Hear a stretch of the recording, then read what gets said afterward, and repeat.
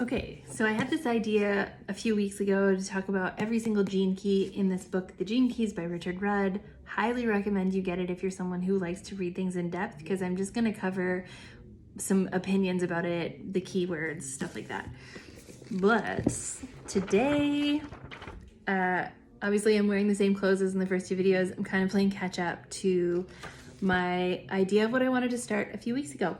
So starts with the first gene key. Going to the second gene key is the feminine, or the divine feminine, and it's like so spot on. So this is not part of my human design, or we are all of our human design. We have all the components within us, so we can tap and understand, experience all of it, but it's not something that I've experienced necessarily so profoundly as other gene keys.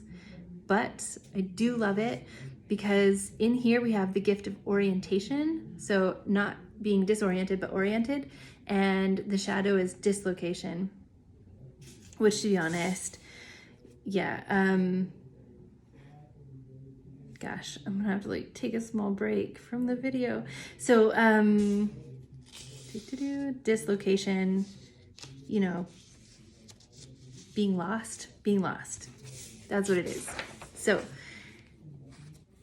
in this like divine feminine, or in the feminine gene key, the idea is that we find ourselves, which is kind of to birth ourselves, and to birth ourselves into ourselves. So versus being birthed and being born and being raised, you're literally in my, like, this isn't what he says, but in my mind, you're literally becoming yourself. So you're orienting yourself as you go through life. So you're becoming more feminine as you orient yourself. The repressive nature is being lost. So lost or regimented is kind of the repressive reactive nature. And it's like this idea that you don't really know your destiny, or you're out of alignment with your true universal destiny. And well, yeah, okay. So I was very much paraphrasing 2 seconds ago when I said your destiny is, and our destiny is, to awaken ourselves to our selfishness, to our universality. So it literally is to know yourself. And when you're lost, it's like the not knowing yourself, right? So you're disoriented to who you are.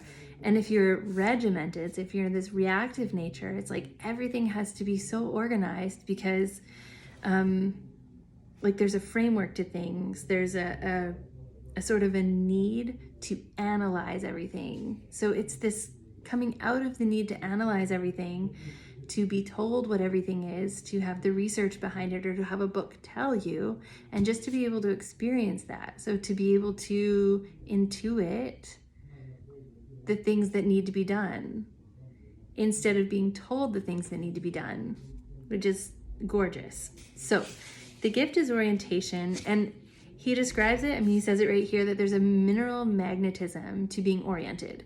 So when you're oriented and you notice that people are really attracted to you, or drawn to you, or they're like, what are you doing? What is this? Like, can I have in? Can I start doing what you're doing, or whatever? It is magnetic. It will draw people. And then one of the other keywords that I take away from this is synchronicity.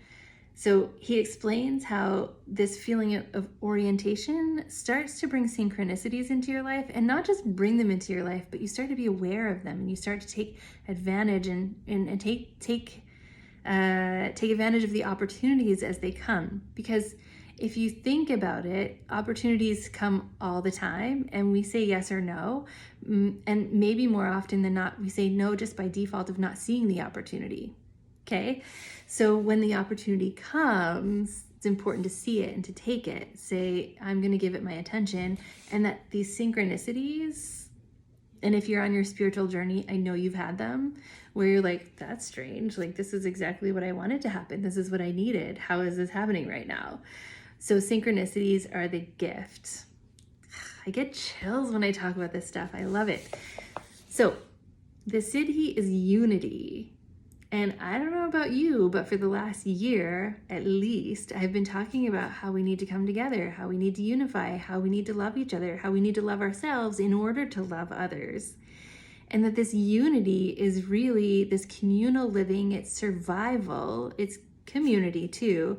And it's literally how we feel safe and secure on this earth to survive. And not only to survive, but to thrive. So, we have to have our fundamental needs met. We have to feel like we're safe before we can thrive. So this unity is another word I highlighted, receiving or being receptive to the synchronicities, being yielding and receiving, and anyway, motherly. And it's such a beautiful, beautiful, like, this for me is life-changing, hands down.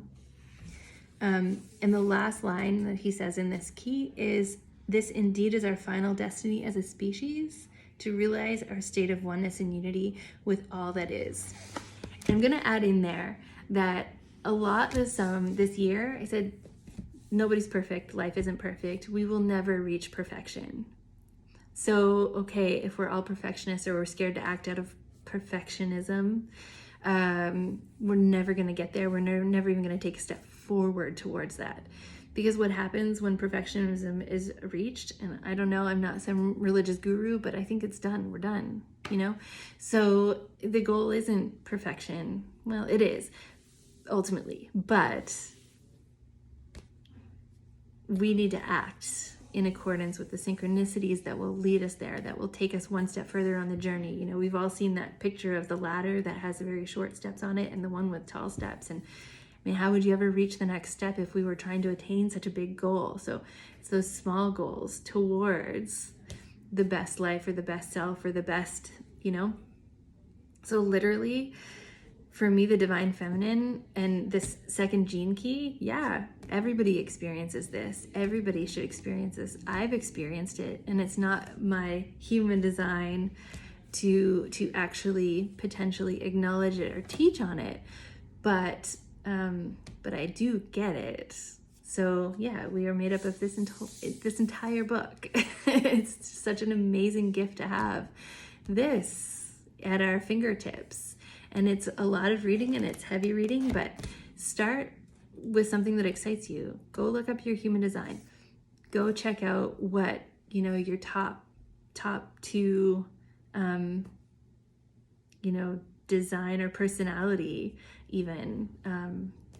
So the sun and the earth signs are, and you'll see it will totally, totally change the way you see yourself and help you appreciate yourself more. I'm sure of it. Okay, lots of love. Take care.